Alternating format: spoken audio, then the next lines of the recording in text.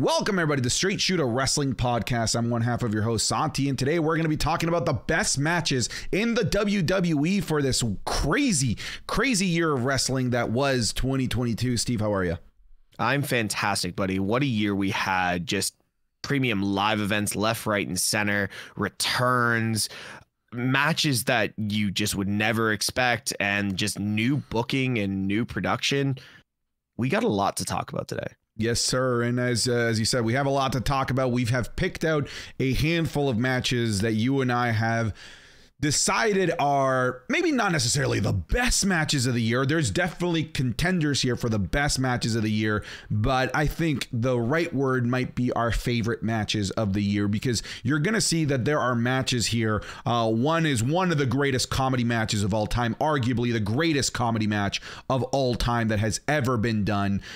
We have a match between a returning veteran that hadn't wrestled in a very, very long time versus a current pro. So like those matches can't really stack up to like some of the best 5-star matches of the year, but pro wrestling isn't just about the work in the ring. It's about in-ring psychology. It is about what it makes fans feel. And every single one of these matches that we're going to be talking about got a reaction out of both of us in the best sorts of ways. Let's start it off. I've already alluded to one of those matches.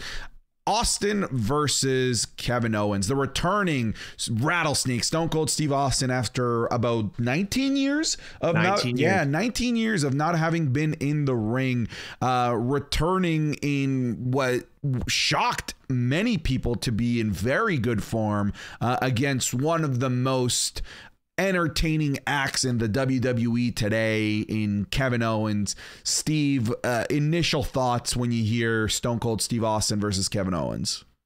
For me, this is one of my actual top 5s of the year. Stone Cold returning, Kevin Owens building the entire feud. Just overall, the writing to make this match happen, right down to Stone Cold's 4-wheeler vignette in the middle of his ranch in Texas. This was perfect through and through. And then we got the cherry on top the next night with the Vince McMahon thing. But this match alone, they went 15, 17 minutes. I don't know the full. I know it was just under 20. Main evented 9-1 too. Yeah, main evented night 1. And they went for it. Austin took solid bumps for someone who just recently turned 59. So he was 58 for this whole match. Damn. Like, I don't want to see it again. I don't want to see it next year. I don't want to see it in 5 years. We got an amazing match between a veteran of the game, like knowledgeable veteran of the game, and someone in Kevin Owens who is virtually... He's in his prime. Yeah, he's in his prime and he can do it all. He, like, right now, most entertaining thing on Monday Night Raw is the backstage segments with Kevin Owens. Yeah. Let alone what he can do in the ring and carry an entire match and tell a full story and take the right bump at the right time and is in the right position. This was two true professionals putting on quality. I think one of the things that we should really highlight as well, and you know, this really is a vital thing for the world of professional wrestling, is build up and making you care about the stakes that are at play. And this match, had it not been for the magic of Kevin Owens, was in danger of no one caring.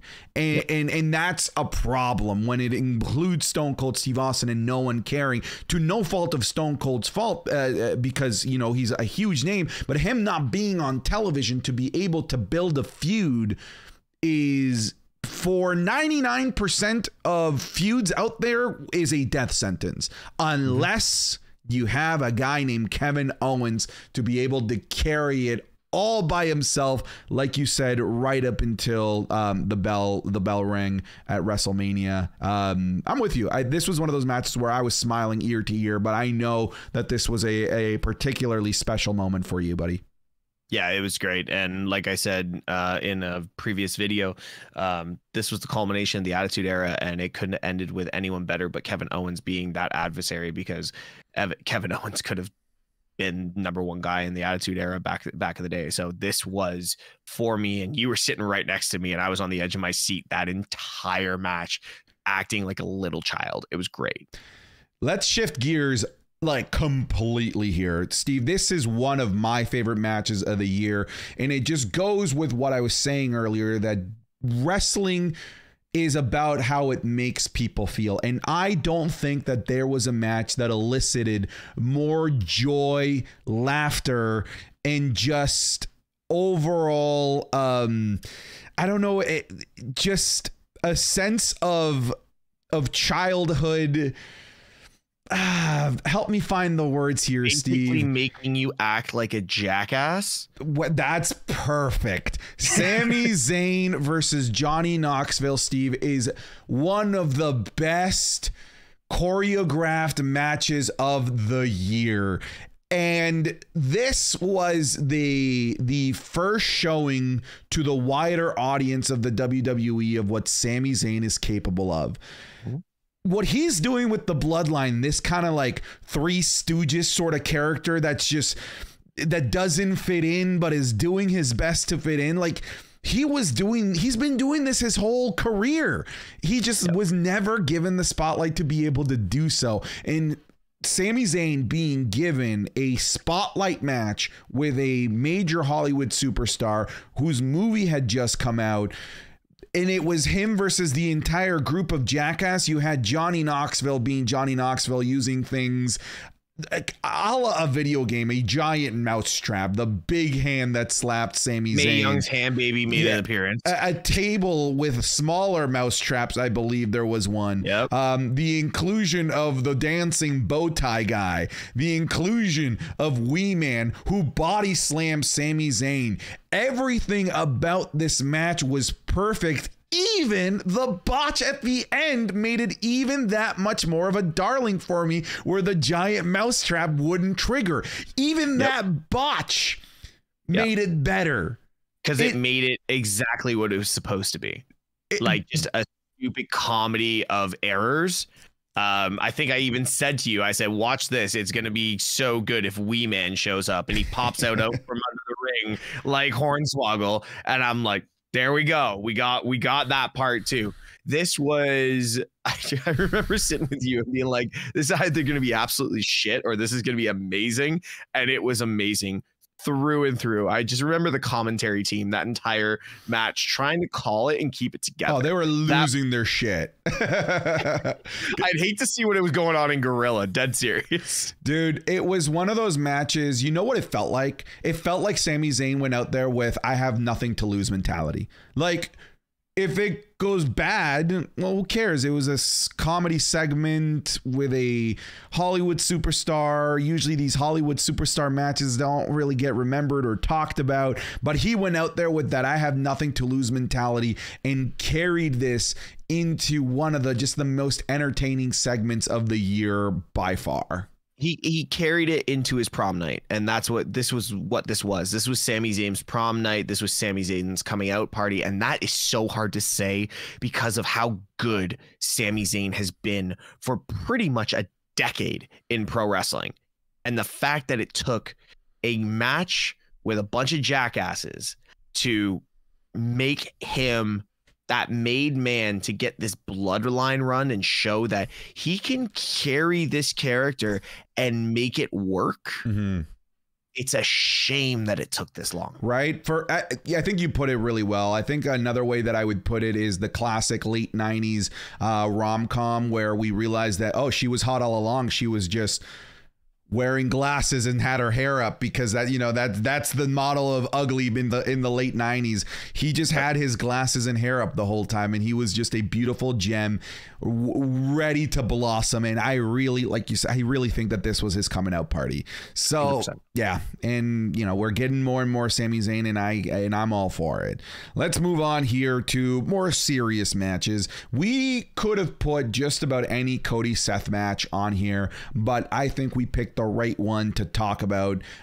Cody Rhodes versus Seth Rollins in a Hell in a Cell match that turned into a strap match at some point in there, with Cody Rhodes having one of the gnarliest injuries that I have ever seen on live television that happened to him the night before while lifting weights.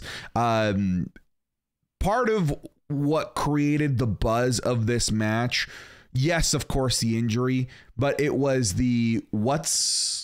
who's gonna come out? There's no way there's no way Cody comes out. Like no way he carries it himself. There's no way. I mean, I remember people being like, what if Moxley comes back and he's the one that takes on? Like, I remember like everybody throwing out these ridiculous scenarios, and they were throwing out these ridiculous scenarios because they were less ridiculous than Cody Rhodes going out there and having a full Hell in a Cell match.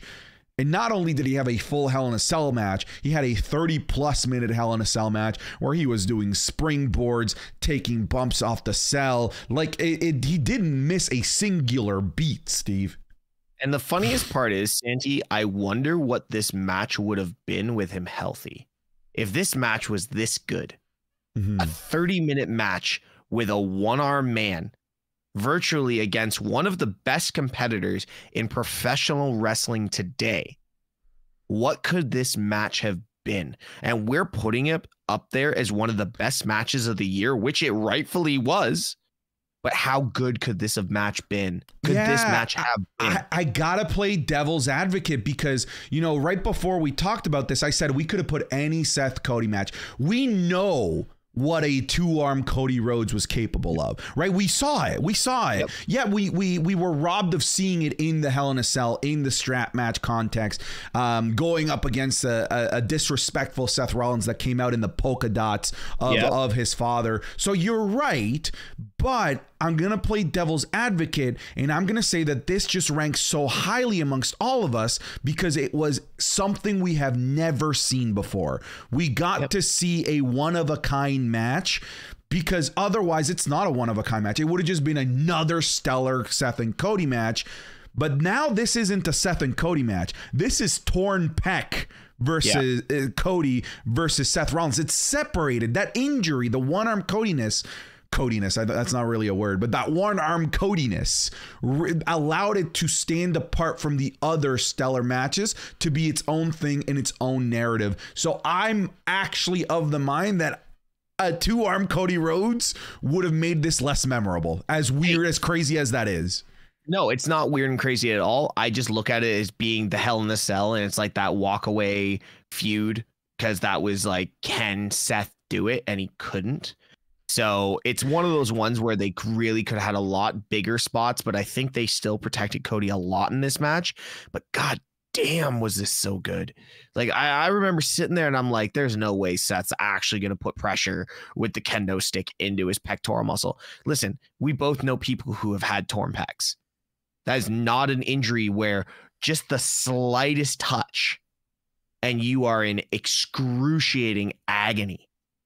And he was virtually jamming that into his pec, and it's like, my god, like a lot of people saying, oh, it's a work, it's a shoot, it's makeup. Man, the second I saw it was makeup, I almost lost my shit on the wrestling community, because I was like, there is no way that man comes out swollen 3 times the size of what his normal body size is, does what he does, and y'all not going to respect him. This was, for me, Santi, I'm sorry, this was match of the year. Simple as that. Yeah. You know what? Had he come out for a 2-minute squash, I could have believed the arguments of its makeup.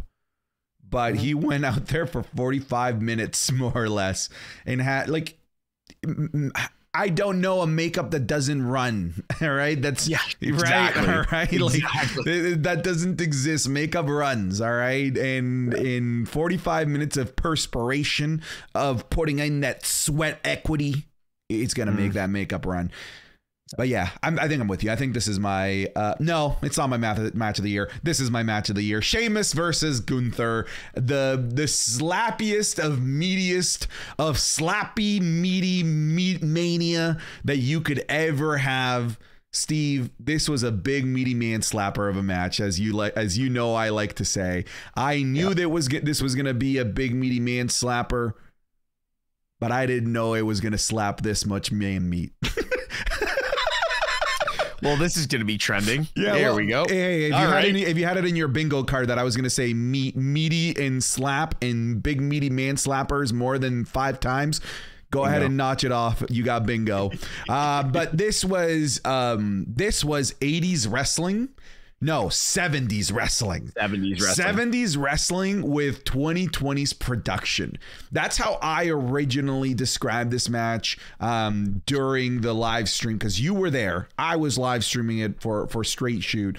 And I said this is 70s wrestling with 2020's production, and that this is one of the best matches that I ever had without there being any crazy spots, no weapons, no interference. That's the other thing. Yep. It was just a straight up one-on-one match, and this was the match that made everyone recognize the greatness of the Ring General Gunther, and 2, put some fucking respect on Sheamus again. Thank you. Put some fucking respect on that man's name, because that man has worked so hard for 10, 15 years in WWE and in professional wrestling. And I hear a lot of people saying, oh, I just don't see what it is about Sheamus. That man works, and this match proved it. And the acknowledgement he got from nearly 70,000 people at the end of that match, a standing ovation, even though he lost. That standing ovation said it all inside Principality Stadium in Cardiff, Wales. He had a full-fledged standing ovation, walkout. It was a thank you, Sheamus chant. It was the whole 9 yards. Being there and experiencing that was amazing. This match in itself, like you said, Santi, I was there. I didn't need the production to hear the slaps. Mm-hmm. I heard the slaps from 40, 50 yards away, and they were as clear as they were sitting next to me. And this match was just pure gold. The return of Imperium, which would not even talked about, another return that we actually didn't talk about in our videos. But this was one of those ones where you just sit there and you can watch it back over and over and over and just watch true wrestling. It was a fight. Yeah. It was wrestling. It was true wrestling. Yeah. This is, if you want to show the aliens wrestling without confusing them with storylines and swerves and turns and craziness, this is what you show the aliens. Hey, Bleep Bloop the alien from the planet Garlarg. This is what you want to watch. You want to watch humans slap meat for 30 minutes for the Intercontinental Championship. This is the match to watch, Mr. Bleep Bloop the alien from the planet Garlarg. You just said bleep bloop. This guy's fucking turned into R2D2. Jesus Christ. All right. Yes. Amazing awesome match. Definitely up there in the top 1-2 of the year. But yeah, what's our, do we have one more? We actually have 2 more that we can talk about. So let's go. Yeah, we can talk about Roman versus Brock. I really want to talk about Roman versus Brock because unlike the Gunther versus Sheamus match, which is a simple match from bell ring to bell ring, this was not. This is how you overbook a match, but still have it work. You know, you can overbook a match into oblivion to the point where you lose the integrity of the match and lose the point of why these two are in the ring. But this was a match where it was, the movable force versus the unmovable object, or whatever that saying is. Yeah. meaning for the 8th time. So how do you make the 8th time memorable? You make it a fucking circus. And that is what we got. We got Cowboy Brock Lesnar coming out in a tractor, flipping the ring. We got a failed cash in for Money in the Bank. We got so many broken announce tables. I'm pretty sure not only did they break the Spanish and the English announce table, I'm pretty sure they broke the Portuguese and the Danish and the Swahili and the Australian. German was in there. German. Dude, it was the United Nations of broken announce tables. It was such an overbooked mess. And it was sloppy joes. It was a mess that just kind of worked when it got all put together. 100%. And we have to acknowledge this was the first Triple H premium live event as well. Yeah. So it screamed Triple H. And it's funny because this was probably booked a week or two in advance where Vince still has hands on it with the old production team. So people need to acknowledge that this was not probably fully Triple H. I don't work for WWE. We don't know. But I'm just saying there has to be a little bit of crossover here. This match, Santi, started from the Brock Lesnar driving in on a goddamn tractor. Like, I remember for days after, it was trending on our comments, in our Twitter, a cowboy hat, a emoji with a cowboy hat and a tractor was just running through our comments like crazy. Brock Lesnar flipping the ring, that was icing on the cake because Roman sold it so well. You know, that tumble out the back, like what just happened, that, like you said, the failed cash in, the absolute carnage, like a tornado, an F5 tornado came. F5. Sorry. Anyways, F5 tornado came flying through and just tore up the entire facility. You know what? I'll take overbooking if overbooking is this goddamn entertaining, because damn would I would love to watch that match again with 2 different people in it. Like, I love that it was Brock and Roman and we've seen it 8 times, but imagine like Kevin Owens and Sammy with a Fallout match, something similar, you know, just throwing it out there. But like this type of match, this is how you do a follow-away match. This is how you just end it, you know, and it was great. It was such a good match. Absolutely. And it was, I think, the first match between Brock and Roman that didn't leave fans going, ugh. Yeah, exactly. I think everybody sat there and just had to like regain. I remember you and I think we did the live and we both sat there and we just had to regain ourselves and take a minute and like rehydrate, because we were like, what did we just watch? Yeah, because that was insane. I know you hate you hate Will Ferrell, but to quote Anchorman, I was in a glass case of emotion from beginning to end. Steve, let's leave it there. Where can people find you? Guys, you can find me on Twitch, YouTube, and on TikTok at Mr. Tesh. Taking a little bit of a break. New year, I'm coming back, so it'll be full-fledged new content for everyone. Pay attention to the YouTube. Santi, what about yourself? Before I tell people where they can find me, before people start getting angry in the comments, we didn't rank those. Those were we just spewed out 5 random names. That wasn't in order or anything like that. Do you want to rank them quick? All right, let's rank them quick off the cuff. Who do you have at 5? 5, I'm gonna go with did we bring up the Usos match? No, we didn't. No, we didn't. What matches did we bring up? I completely forgot. Sami Zayn, Johnny Knoxville, Sheamus, Gunther, Cody, Seth, Roman, Brock, and Austin Owens. All right. Knoxville, Sammy, Austin Owens, Brock, Roman, Gunther, Sheamus, and Cody, Seth. I agree with everything except flipped Sheamus, Gunther as number 1. But you can find me over on twitch.tv, YouTube, as well as TikTok. All my my personal pages all will be down in the description below. Thank you very much for watching this episode of Straight Shooter Wrestling Podcast. If you're watching on YouTube, please consider leaving a like, a comment, all that stuff to help us with the YouTube algorithm. Until next time, be good people.